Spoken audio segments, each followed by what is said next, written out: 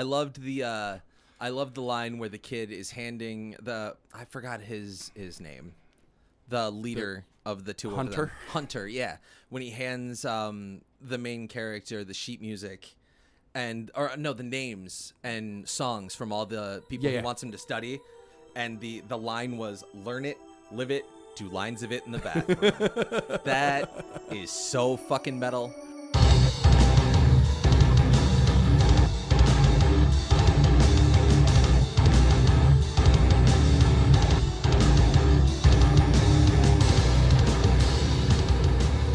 What's up, everyone? Thank you so much for being with us today.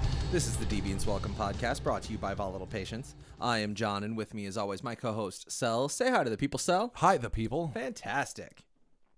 This week, we decided to stay a little bit lighthearted, just like our last podcast. Maybe we're getting a little bit tired of bitching. Maybe there's just not much to bitch. No, there's stuff to bitch There's about. definitely stuff to bitch about. We'll but get it's there. the same stuff we've been bitching Right. about. The same stuff. It's just the same stupid. Nobody is listening to the podcast that needs to listen to the fucking podcast. All you people that are friends of the program, you need to listen to the goddamn program. All right? We're tired of bitching at you for this. So this week, we went lighthearted. Cell suggested we watch the new movie on Netflix. It's still new, right? It's definitely still new. I think last I saw it was number 7 on the Netflix movies.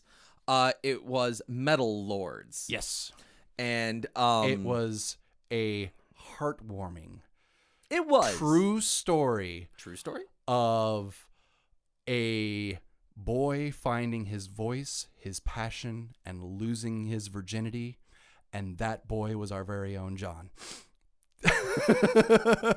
That was not where I thought that was going to go. I'm just, you know what? I'm going to sit back. I'm going to hit my pipe here. Sorry if you're not in a legal state.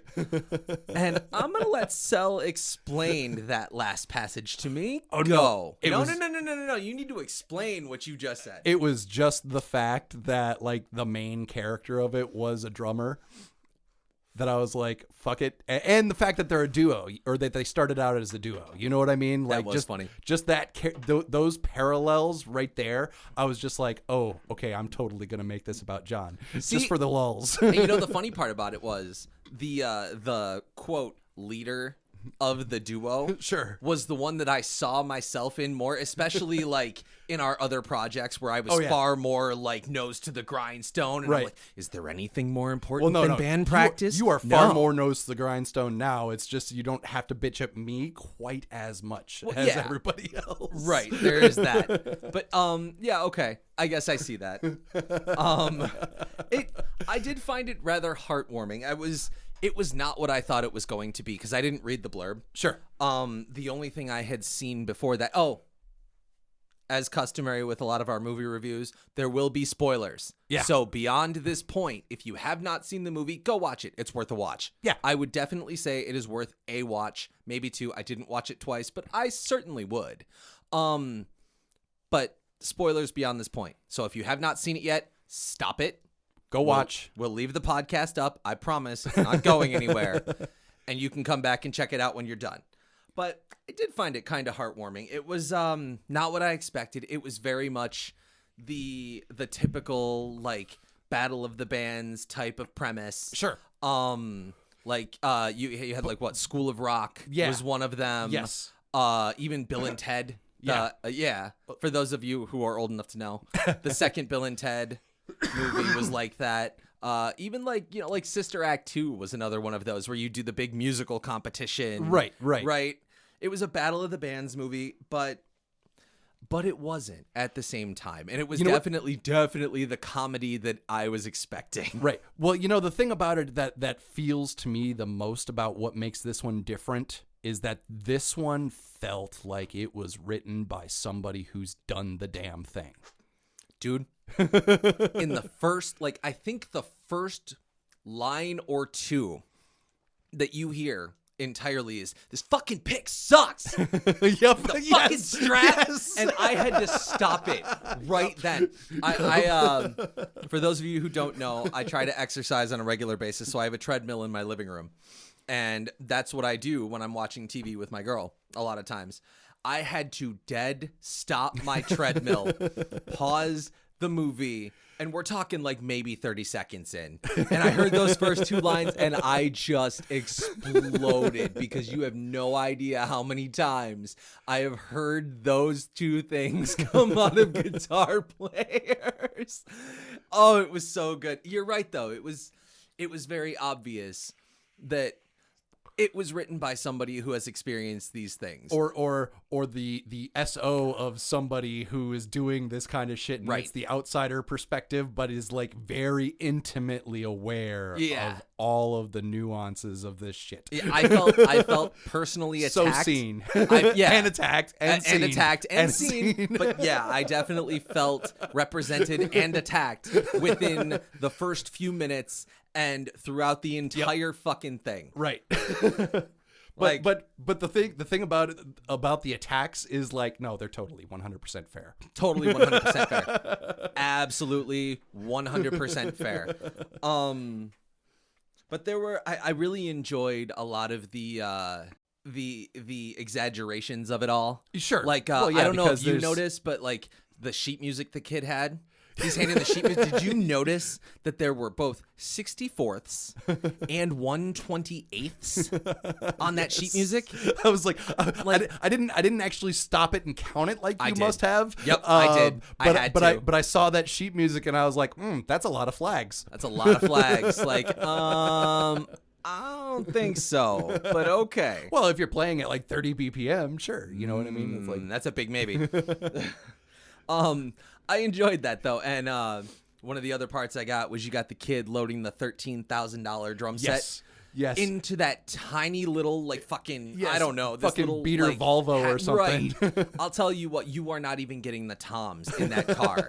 I Not have with tried those to- cases. Right.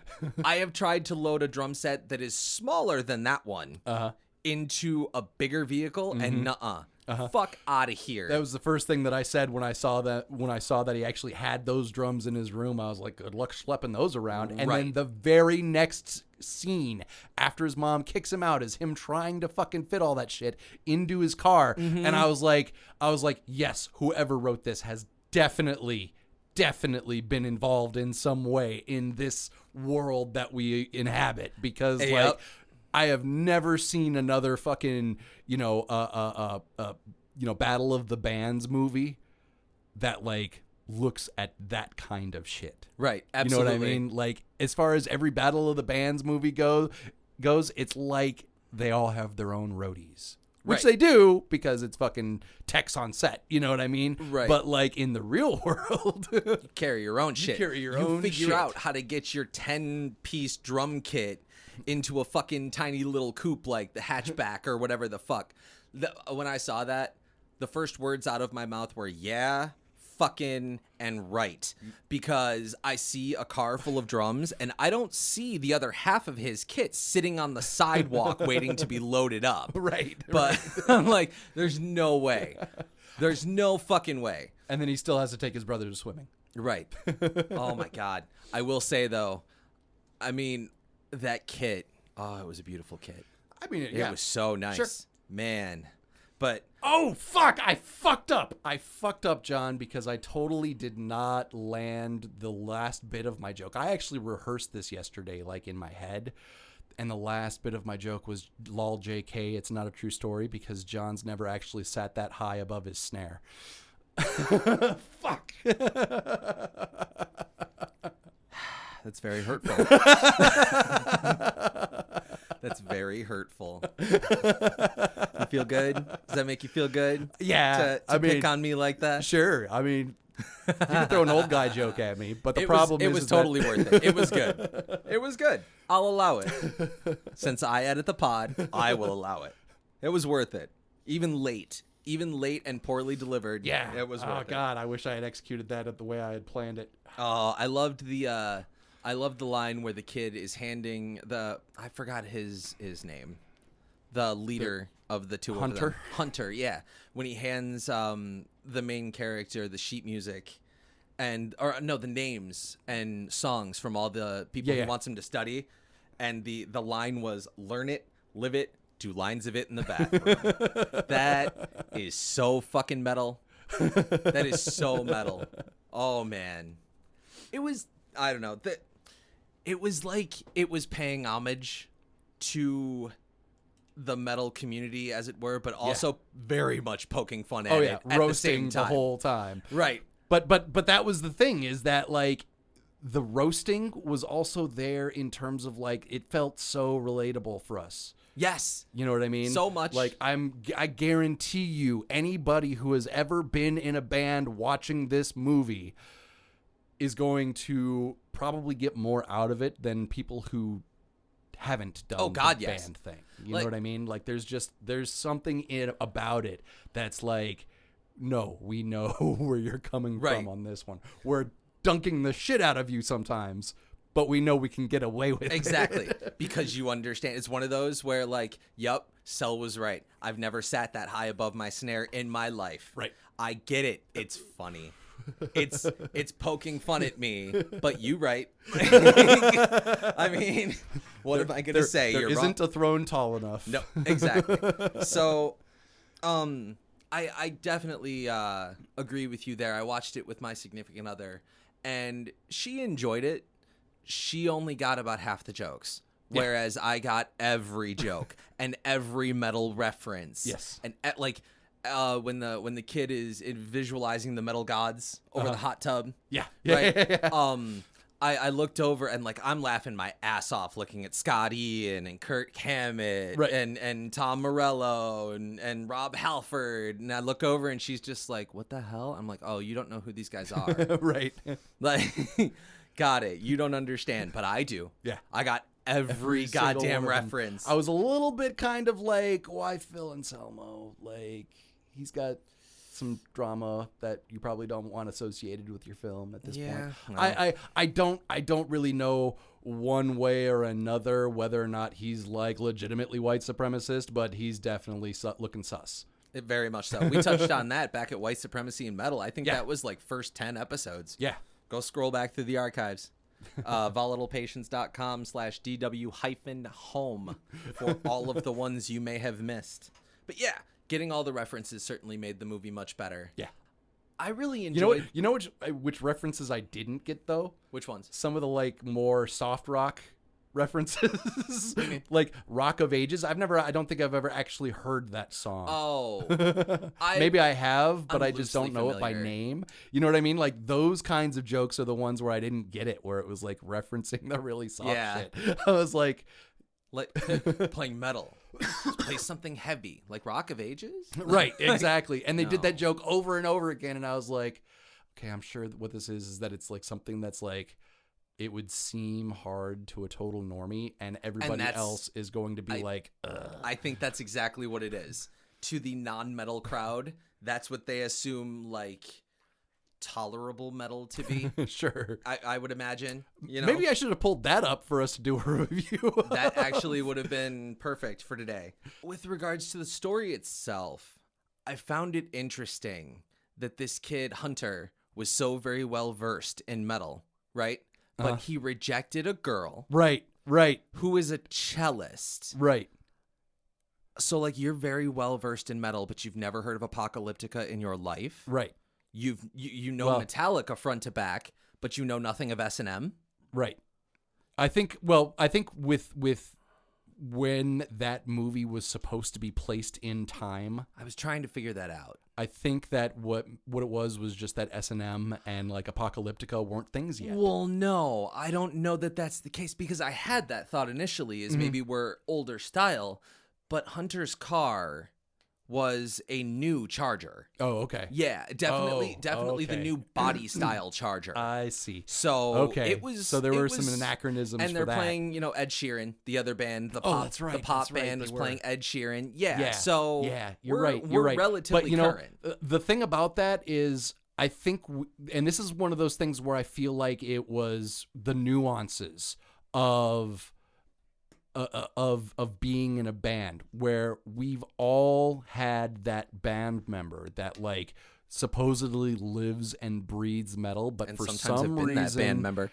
but for some reason, this thing that totally is metal or totally isn't metal is labeled the opposite way, exactly aligning with that particular person's biases. Of course. Like they have done the same thing with metal that like Christians do with God. Of course. Is they make the deity, fit their fucking personal biases. Right. I am the perfect example of metalhead, and anything less than me or anything I don't like is immediately not that thing because I am the example of that thing. Breathe it, right? Right. And I especially enjoyed the part where like when he's trying to reject her from the band, he'd be like, it'd be kind of gay. And then like with the open homophobia, then she like looks like they both look at him like, really? Right. And then there's the shots of like fucking all the Judas Priest. Exactly.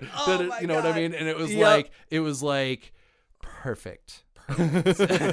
like nah, dude, that is, if there's anything that's metal, being gay is fucking metal. Yep. Guys, in case you didn't know, Rob Halford is gay. In case you didn't know, Kirk Hammett is gay. Right. Just so we're clear on that. Like, yeah, that was absolutely hilarious. But I found that funny that he rejected her specifically because, well, not specifically because, but based on the fact that she's a girl and a cellist. And I'm like, dude, classical lends so well to metal. Yeah. I personally have written like 3 metal covers. Nothing I can release because I don't think it's fair use. But anyway, I did them for school projects and stuff like that. But I have done 3 classical pieces as metal, and it's the easiest transition. Sure. It really is. Yeah. So easy. If a female cellist wanted to audition to be our bass player, I would absolutely hear it. I mean, especially after seeing her like lose her shit like that on the football field. Oh my god! You know what I mean? Like so metal. That was so she fucking called the gym metal. teacher a cunt. How is that not metal? Right. And that was it. Is that he fucking finally like after he got a good talking to. And realized how much of a dick he was being, which is another reason that this absolutely cannot be a documentary because as John pointed out himself, he was more the hunter. I was more the hunter. Absolutely, I was that guy who band practice was the only thing that mattered, right? And it was probably a lot because it was what I had at that moment, kind of like Hunter. It was like his one outlet. Right. So it had to be as important to everybody else as it was to him. I felt attacked there. But I have overcome that and understand now that life exists outside of being a musician too. Yeah. And that's important. No matter how much you want it to not sometimes. Right. We all grow. But I definitely loved how at the end he goes up and apologizes and offers her the thing for the band, and she's not ready. Right. And it was at that point where she's not ready. Like my SO was looking, she's like, "Oh no," and I'm like, "Don't worry, she's coming. Give it a minute. She's coming." And then I hear Pantera, and she comes around the corner. Just I'm ready now, and I'm like, "Yeah!" And that cello was fucking badass. Yes. Oh my god, that was amazing. I enjoyed a lot of the fact that a lot of those common movie tropes that I'm used to. Plot twists and things like that, especially that you see in Battle of the Bands type movies, were steered away from. Like except for the one that we just talked about, where there's the person who's like an absolutely essential member. Right. Maybe you don't know it yet, but absolutely essential that does show up at the last minute type thing. Right. But I liked that the rival band member was not a dick. Right. You know what I mean? They were so incredibly annoyingly Canadianly nice. Yeah, absolutely. And that is a great way to put it. So annoyingly nice. It was like they were going out of their way to not have that be the case. I mean, the fact of the name of the band, Mollycoddle. Yeah. Which is, I don't know if it's something that like Gen Z is aware of, but is like an old ass, like old for us even term, like our grandparents were using it, way of saying being way too nice. Is that what that is? Yeah. Interesting. Like I did not know that. mollycoddling is like if you're pampering a baby or an infant or something like that. Yeah, no, that's too old for me. I didn't get that reference. I just thought it was a weird band name. No, it was absolutely what I'm talking about. Like they were named being way too nice. Yeah. And they certainly fit that. So like, whereas typically you'd have the rival band being, they're at each other's throats, they're fighting and all of this stuff.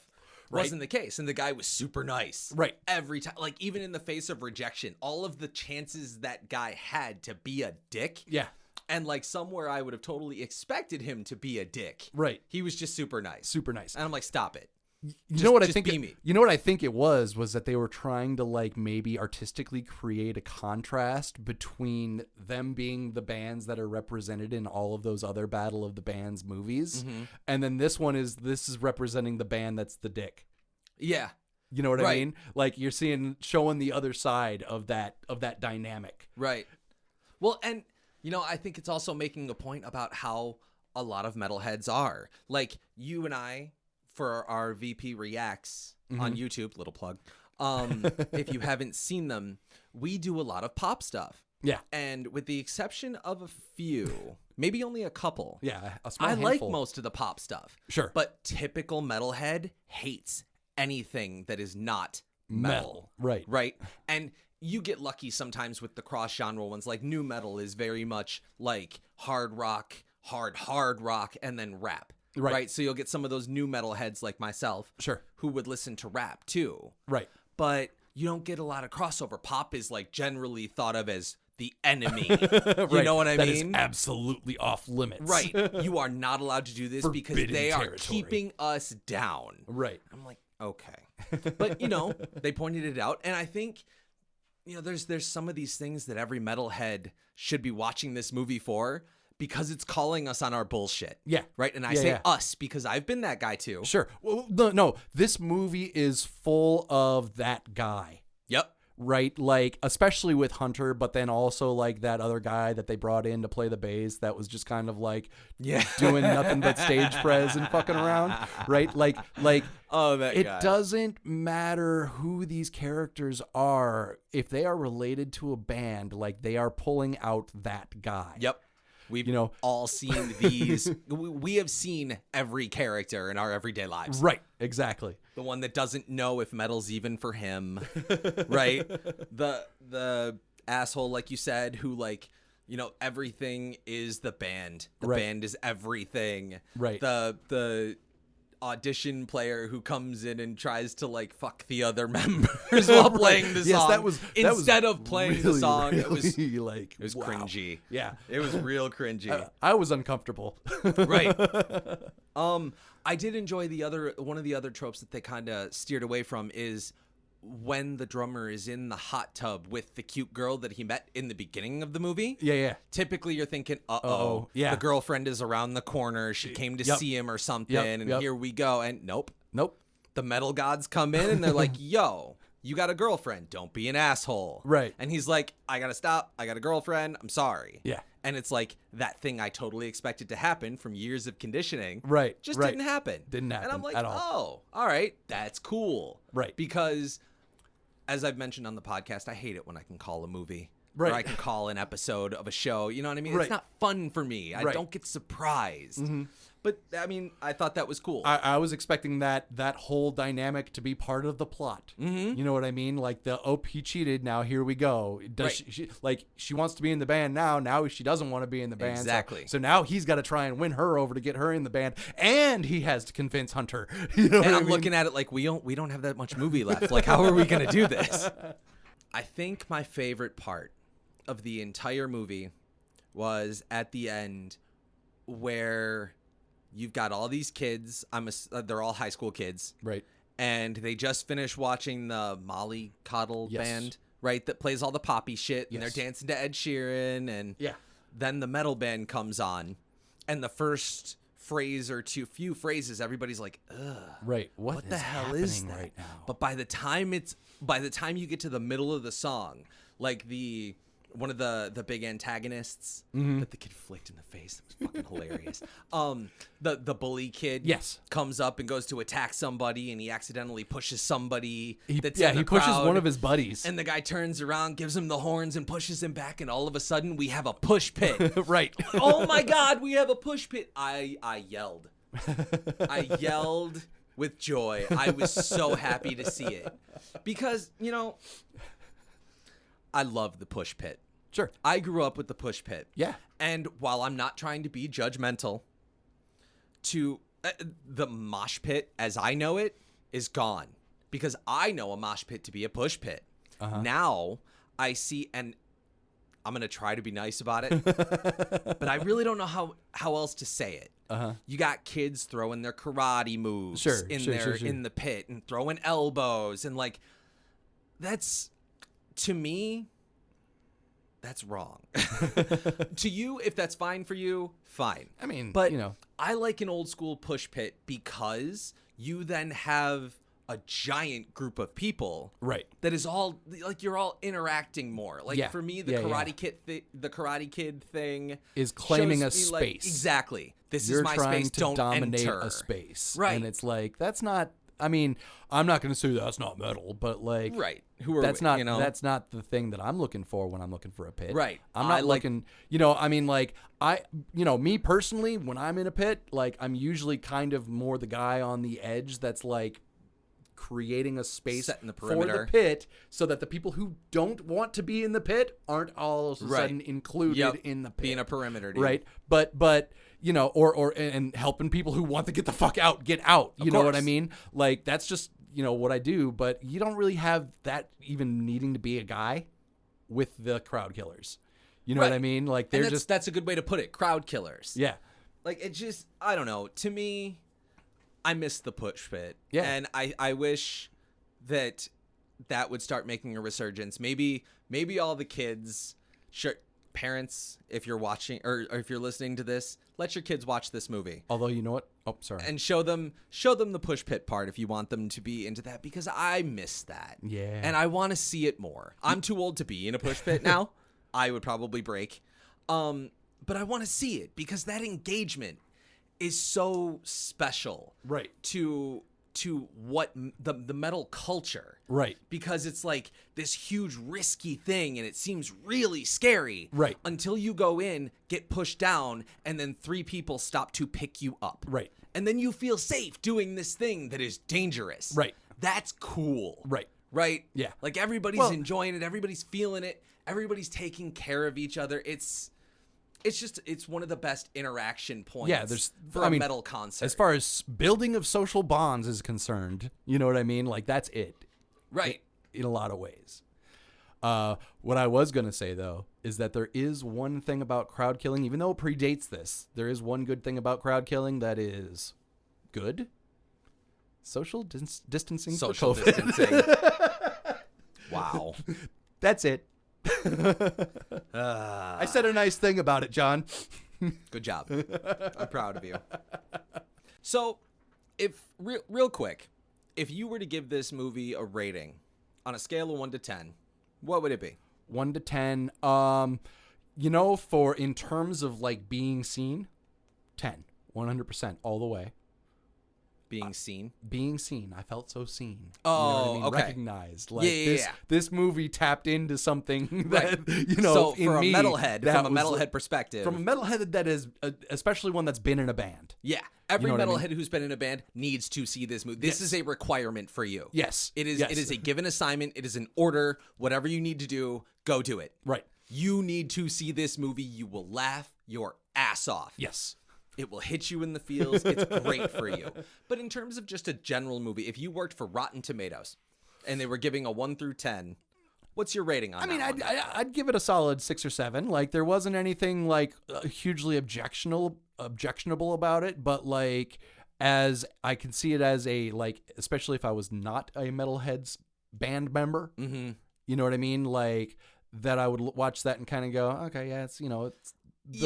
I feel like for a lot of people not in the know on that one, a lot of like the deep cut type shit might be over their heads and they like don't get as much out of it. And because of that, right. You know what I mean? It's not that great of a movie without those things. Right. The references certainly made the movie a whole lot better for me. It is one of those things where you can use it to kind of explain to somebody who doesn't know. Right. Like, this is what this is like. Right. This is a real thing. This happens all the time. Every single one of those characters is somebody that was in my band. Right, exactly. All of them. Or it was me. Right. On a scale of 1 to 10, I'd probably give it a solid 7, especially for someone who hasn't, who isn't as versed in the metal culture. Right. But it's definitely worth a watch because it is funny. even Yeah. for people who don't know that much about it and Sure. won't get all the references. Right. But if you're a metalhead, I emphasize, you need to watch this movie. They probably get the Rock of Ages joke, and that's why. Right. Right. You're going to get that one, maybe. But it was worth a watch. I'm glad we watched it. Oh, you know what? One thing that I did really enjoy was the Final thought. Go. Yeah, final thought was the listen to this duo. And then he listens to it and he's like, I don't want to sound like people being tortured. And that just made me think about those two cats in the garbage can. Right. Well, thank you so much for checking us out today. This has been Deviance Welcome. You can check out more Wow. You can check out more episodes and get access to the latest everything on the website, volatilepatience.com. There you can sign up for the mailing list and tell us what kind of topics you'd like to hear. Check out the sock meds if that's your thing. Facebook.com/volatilepatiencemusic. On Twitter at VOLATYLPATIENCE, spelled weird because Twitter did not give us enough characters. Thank you, Twitter. And on Instagram at volatile_patience, spelled normally because Instagram did give us enough characters. Thank you, Instagram. And at volatile patience on TikTok, spelled normally with no spaces if I remember correctly, because TikTok does give us enough characters. Thank you, TikTok as well. Sorry, guys, we didn't rehearse that. You can check out the YouTube channel for Deviance Welcome at Deviance Welcome, or the Volatile Patience specific YouTube channel at Volatile Patience. Check out the Deviance Welcome Facebook group, where you can continue the discussion with us. Remember to give us a review on Apple, and I emphasize, metalheads must watch this movie. Metal Lords on Netflix. It is worth a watch. Yes. Borrow your friend's password if you need to, and go watch that shit. And then make all your other friends do it, and bring back the push pit. And with that, we'll see you next week. Say bye to the people, Sal. Bye, the people. The show must go on.